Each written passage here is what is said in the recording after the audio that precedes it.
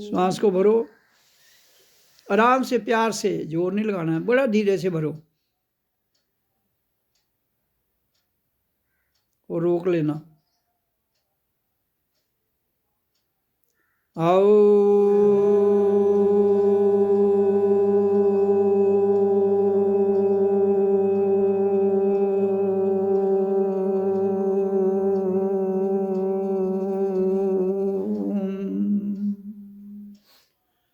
सांस को भर लो, नाभि तक ले जाओ, बड़े आराम से, प्यार से भरो इसको,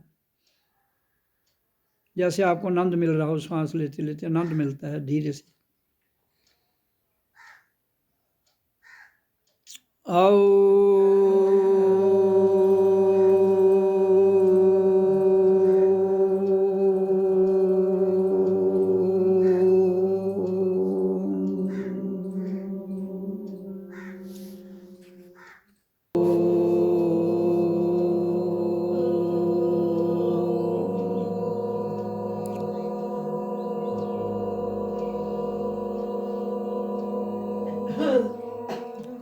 श्वास को लंबा और गहरा, जितना लंबा और रास्ता और गहरा भरेंगे उतना ही आनंद आएगा आपको, उसी से रिवोल्यूशन आता है।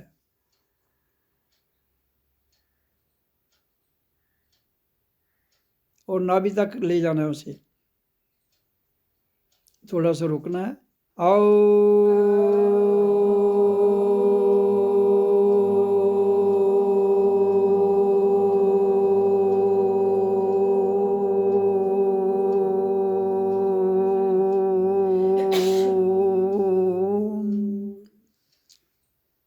जीवन क्या है? श्वास का आना और जाना, इसलिए श्वासों को ही नियंत्रण में करने की जरूरत है। भर लो। आओ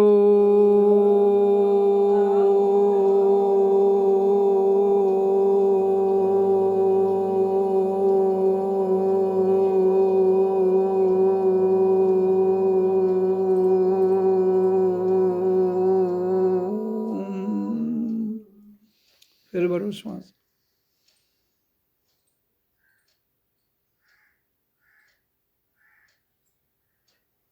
आओ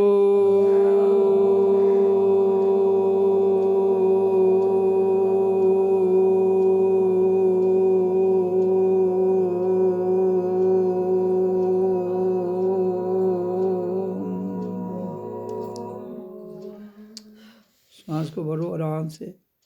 अगर भरने में दिक्कत आती है तो एकदम श्वास को पहले बाहर छोड़ो, फिर भरो। हाँ अब भरो।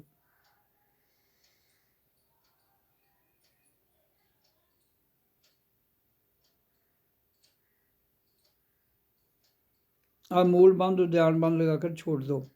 आओ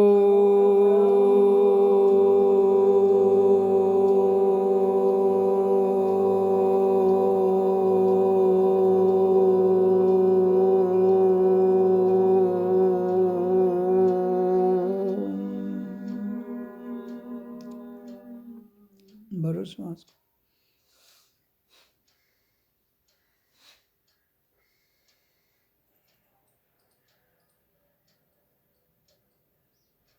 आओ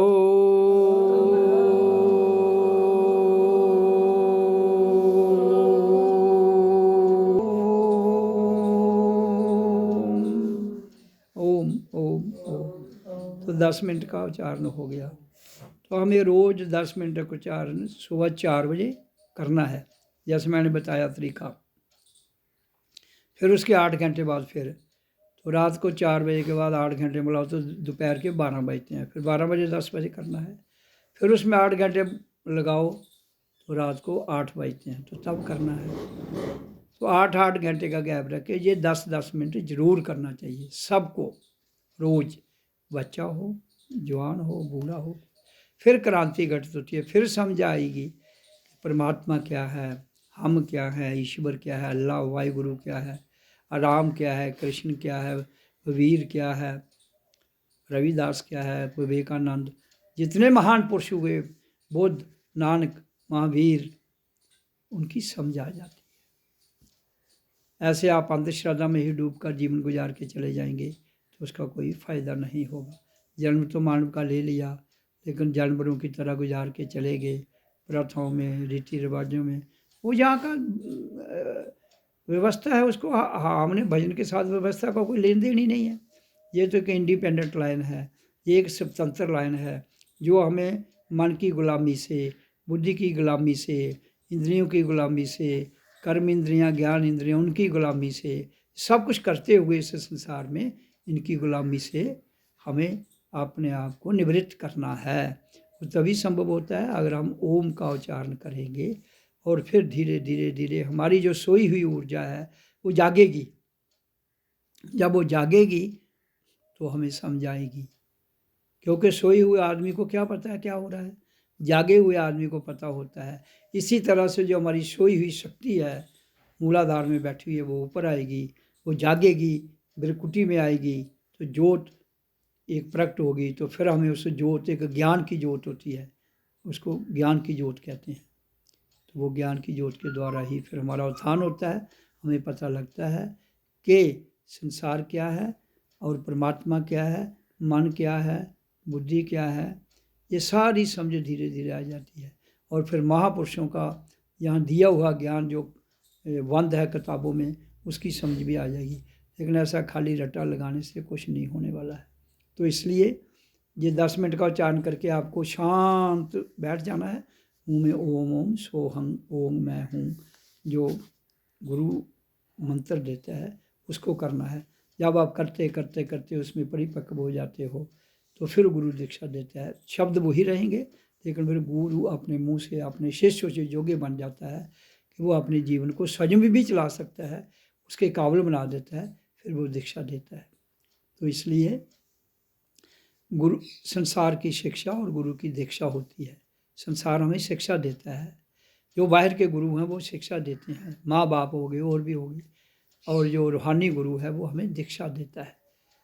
संसार उससे चलता है और परमात्मा को जो हमारा सेल्फ है, खुद है, उसको खुदा में लीन करने के लिए हमें गुरु की दीक्षा चाहिए होती है। तो इसलिए अब आप सब ध्यान लगा लो। सोहम ओम मैं हूँ, शांत भाव में करना है, ध्यान इधर रखना है और सांसों को देखना है।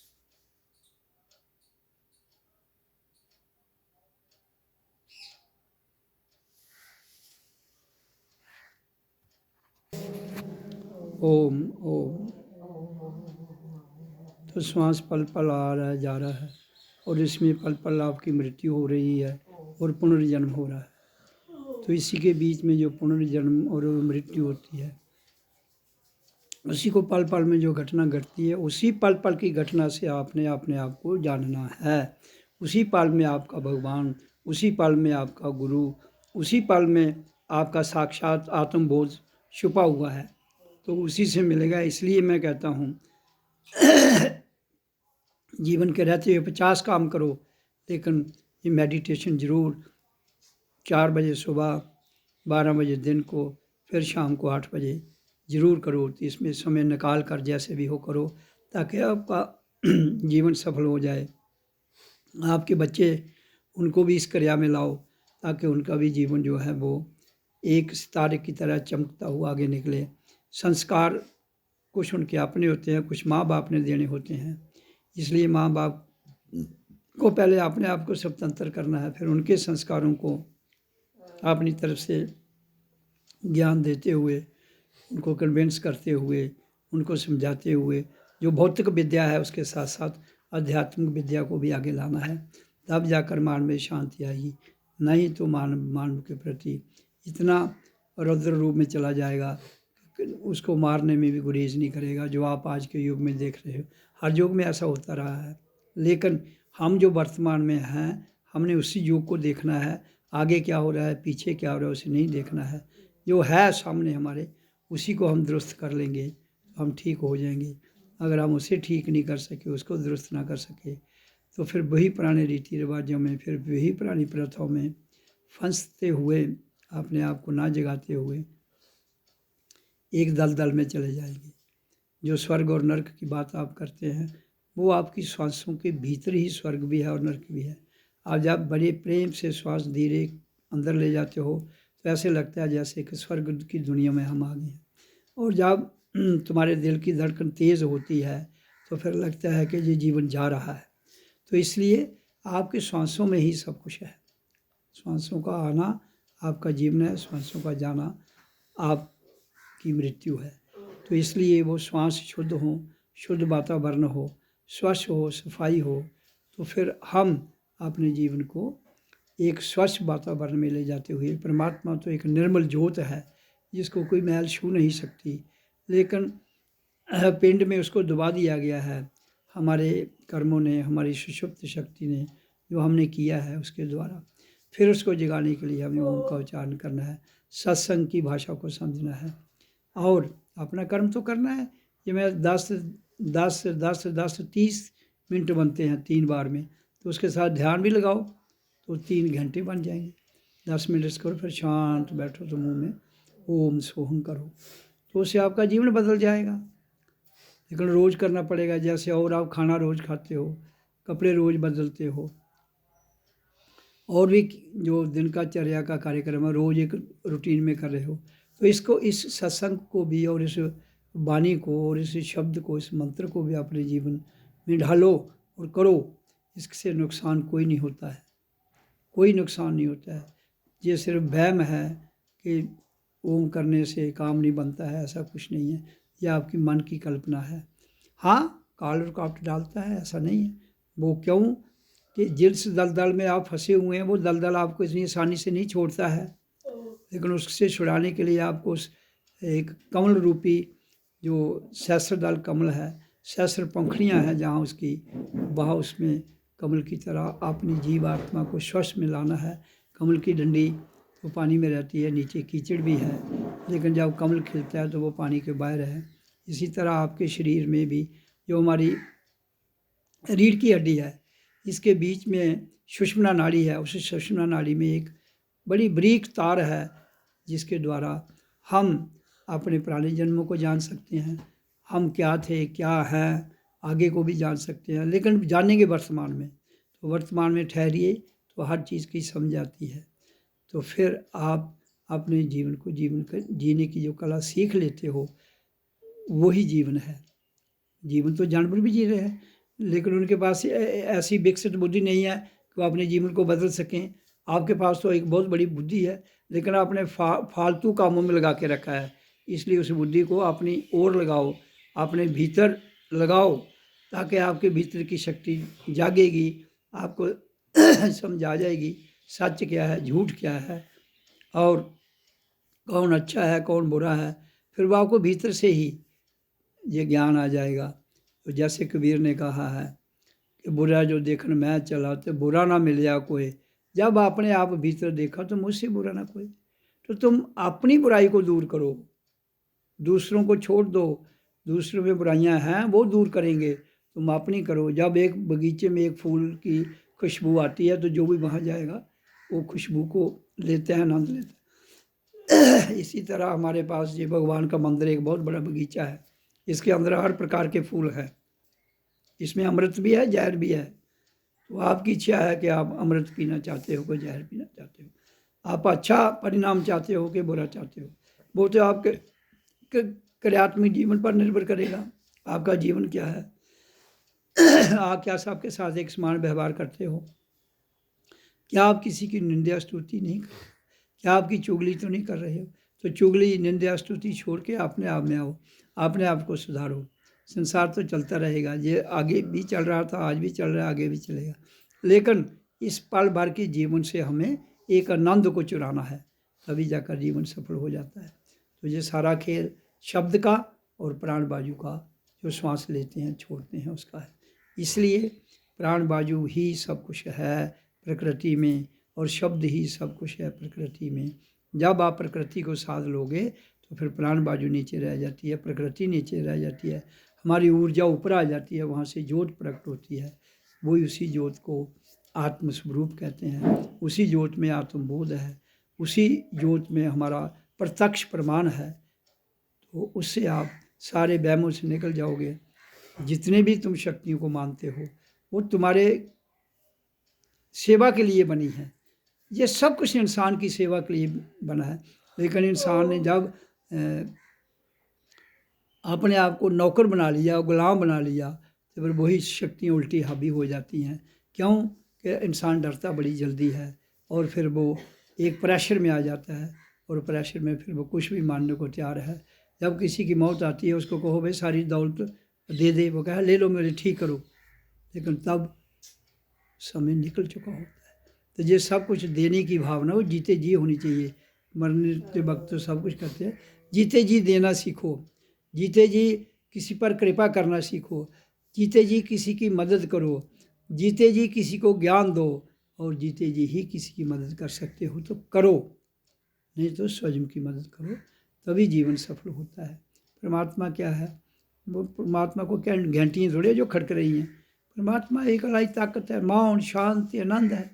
उस मौन शांति तक गुजरने के लिए आपको ओम का उच्चारण करना पड़ेगा, ताकि ये सारी जितनी भी और आवाज़ें हैं वो शांत हो जाएं और इसकी ध्वनि गूंजे, फिर ये स्वयं भी शांत हो जाए। फिर हमें पता लगता है कि हम धरती पर किस लिए आए हैं, हम कौन हैं, आए किस लिए, जाना कहाँ है, करना क्या है। ऐसे तो आप जो कर रहे हैं वो तो दाल फुल्का रोटी, वो तो पेट की पूजा है। तो पेट की पूजा भी ज़रूरी है, क्योंकि अगर शरीर नहीं होगा तो हम कुछ नहीं कर पाएंगे। तो इसलिए पेट की भी सेवा करनी है, उसके लिए मेहनत करनी है, और परमात्मा की भक्ति को भी, ऊर्जा को भी जगाना है, ताकि हमें समझ आ जाए। तो ये दोनों काम करने हैं। घंटे सबके पास 24 घंटे का समय है, 24 घंटे का समय सबके पास है। आप कितना कहाँ लगाते हो वो तुम्हारी इच्छा पर निर्भर करता है। लेकिन गुरु की वाणी क्या कहती है? 3 घंटे तुम अपने आप के लिए, आपको जगाने के लिए करो, बाकी 21 घंटे में आप जो मर्जी करो, मुझे कुछ लेना देना नहीं। लेकिन 3 घंटे दत्त चित्त होकर परमात्मा के भजन में और वाणी में, और जीवन है क्या जो बताया जाता है उस पर उतरने का प्रयास करो। जब तुम उस पर उतरोगे आपके काम खुद ही सब साक्षात होते जाते हैं। मैं उतरूँगा तो मेरा काम सिद्ध होगा ना, तो दूसरा उतरेगा उसका होगा। तो हम कहें कि मैं करूँगा तो लोगों के काम सिद्ध होंगे, फिर यूनिवर्सल लेवल पर बदलाव चाहिए, फिर सबका काम हो जाता है। लेकिन ऐसा तो नहीं है। इधर 100 लोग तो फंसे हैं क्रिया में और संसार की प्रथाओं में और गलत शक्तियों में, तो फिर वहाँ एक का काम होता है, एक का होता है, दूसरे का नहीं होता है, तीसरे का होता है।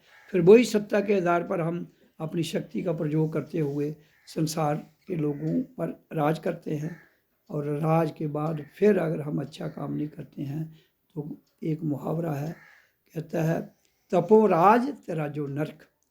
तो फिर आपको तप करना पड़ेगा, लेकिन आप अपने तप को जाया ही मत कीजिए ना, लालच के कारण उसको जाया मत कीजिए। जो तुम्हें 2 समय की रोटी है, कितने फुलके खाने हैं वो खाओ, कर्म करो, ज़्यादा ऊस तूस के चक्कर में मत पड़ो। लेकिन किसको समझाओगे? जहाँ संसार तो माया का है, एक से ऊपर एक माया की शक्तियाँ हावी हैं जो आपको दबा लेती हैं, आप उनके प्रेशर में आ जाते हो। वो फिर अपने काम को, जब उसने आपको प्रेशर में ले लिया एक दफ़ा तो गिरा लिया, तो फिर आप की जो की हुई भक्ति है वो सारी की सारी उन काल्पनिक शक्तियों ने दबा ली जो संसार में आपके इर्द गिर्द घूम रही हैं। वो कौन होता है? वो हमारे रिश्तेदार, हमारे संबंधी। रिश्तेदार में माँ बाप, बच्चे, भाई बहन, ताती ताई, चाची, फुफिया, सब मामा मामी आ जाते हैं जो रिलेशन में है। तो बाकी संसार भी रिलेशन से रिलेशन जुड़ा हुआ है, तो फंसा हुआ है, वो निभाना है। मैं नहीं कहता उसे नहीं निभाना, लेकिन गुलाम नहीं बनना है। जब आपने स्वयं को जान लिया है तो वो क्या कह रहे हैं, उनकी वाणी क्या कहती है, आपकी वाणी क्या कहती है, तो फिर वहाँ झगड़ा होता है। फिर वो ज़्यादा तादाद में ज़्यादा होते हैं, आप अकेले प्रेशर में आ जाते हो, जो कि नहीं आना चाहिए। आपको वहाँ से शांत होकर आगे पीछे खिसक जाओ, तो जो मर्जी करें, तभी आप ठहर पाओगे। धीरे धीरे अगर उन पर भी प्रभाव छोड़ोगे तो वो भी समझेंगे, लेकिन अगर उन पर प्रभाव नहीं होगा तो वो संसार की मान्यताओं को, संसार की प्रथाओं को, संसार की माया जाल को देखते हुए वो चंबित हो जाएंगे, उसी में हमको भी धकेलेंगे। और अगर हम भी उनके साथ उनको धकेले जाएंगे तो फिर वही डाके 3 पात जो पहले थे, फिर क्रांति नहीं आती है। क्रांति के लिए बहुत कुछ देना पड़ता है, एक समय देना पड़ता है, समय के साथ साथ तप करना पड़ता है, और कर्मयोगी भी बनना पड़ता है। फिर कर्मयोग से कर्मनिष्ठता में जाना पड़ता है, तब जाकर जीवन सफल होता है। तो इसलिए जो मैं बता रहा हूँ उस पर उतरने की कोशिश करो, सहज में उतरो, अपने बच्चों को भी लाओ। अगर सहज में उतर जाओगे, बच्चे नहीं उतरेंगे, they will create problem for you, वो हमारे लिए दिक्कतें करेंगे। क्यों? कि उन्होंने उस हमारे जब हम पैदा हुए तो मोबाइल नहीं था, रेडियो नहीं था, कुछ भी नहीं था। आज तो मोबाइल है, दुनिया उनकी मुट्ठी में है, तो तुम नहीं कन्विंस कर पाओ। इसलिए आपको उन्हें बचपन से ही जो स्कूल में शिक्षा दी जाती है, वहाँ उनको योग विद्या सिखानी चाहिए। आप हज़ारों लाखों रुपया फीस बच्चों पर खर्च कर रहे हो, लेकिन बच्चे सीख क्या रहे हैं? वही विद्या 2 × 2 4, तो वो विद्या तो संसार की विद्या है, लेकिन जिससे जीवन सफल होता है वो विद्या है अंदर से जानना, योग विद्या। योग, अपने कर्म योग में जाना, ध्यान योग में जाना, समाधि योग में जाना, और भौतिक योग से निकलना, और भौतिक योग में रहते हुए भौतिक योग से निकलना। जो हमारे संत महापुरुष विधेय रूप में रहे हैं कि निजीकरण नहीं करना है, वर्गीकरण नहीं करना है, ना स्टॉक करना है, अब जाकर। इधर तो बाद लालच, अभी ये यूजीसी बिल, ये फलाना बिल, सिर्फ खाली लोगों को लड़ा दोगे, लोग लड़ लुट के मर जाएंगे, आपकी सत्ता कायम रहेगी। तो सत्ता के नाम पर यहाँ कोई अमीर, यहाँ कोई जात पात नहीं है। हाँ, गरीबी और अमीरी का जो गैप है वो तभी खत्म होता है जितना हम हर चीज़ कॉमन कर देंगे सबके लिए, और काम ले लेंगे। तो ये व्यवस्था जो है, ऐसी व्यवस्था लाने के लिए हम सबको जागना पड़ेगा, तब जाकर क्रांति आएगी, बदलाव आएगा। ये धरती स्वर्ग बन जाती है, फिर ये स्वर्ग बन जाएगी। कहीं स्वर्ग नरक इसके अलावा और कहीं नहीं है। खाली आपको किसे कहानियाँ सुनाने के लिए उधर जन्नत है, उधर नरक है, तो स्वर्ग नरक तो इधर ही है। जो कुछ है, इस धरती को तुम स्वर्ग बनाओगे, स्वर्ग बन जाएगी, नरक बनाओगे, नरक बन जाएगी। जो तुम बनाना चाहते हो, जो तुम्हारे हाथ में है। परमात्मा ने कुछ नहीं करना है। परमात्मा का सिस्टम प्रकृति में है, प्रकृति में तुम जैसा करोगे वैसा ही रिवर्स आपको दे देगी। इसलिए अच्छा करोगे तो अच्छा मिलेगा, और अच्छे से निकलते हुए अगर आप उस परमात्मा से ऊर्जा की रियलाइजेशन कर लोगे तो फिर सब कुछ समभाव में हो जाता है। फिर कोई गरीब नहीं रहता है, कोई जात पात नहीं रहती है, हम सब इंसान हैं। इसलिए इंसानियत को ज़िंदा रखना ही हमारा धर्म है। लेकिन ये लोग तो इंसानियत को ज़िंदा रखने के नाम पर लोगों का कत्ल करवा रहे हैं, आपके सत्ताधारी लोग। तो इसलिए इनसे मत कोई उम्मीद रखो, ये तुम्हें खुद जागना है। तो इसलिए जाग जाओ। जागना ही हम सबका धर्म है, जिसको कहते हैं रियलाइजेशन। अपने आप को भीतर से जगाने का नाम ही अपने आप को जगाना है। वही सत्संग है, वही सब कुछ है। ओम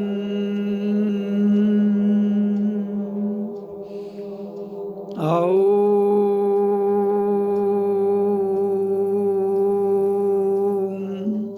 ओम ओम ओम ओम सतगुरुवे नमः। ओम शिवोऽहं, ओम शिवोऽहं, ओम ओम ओम ओम ओम।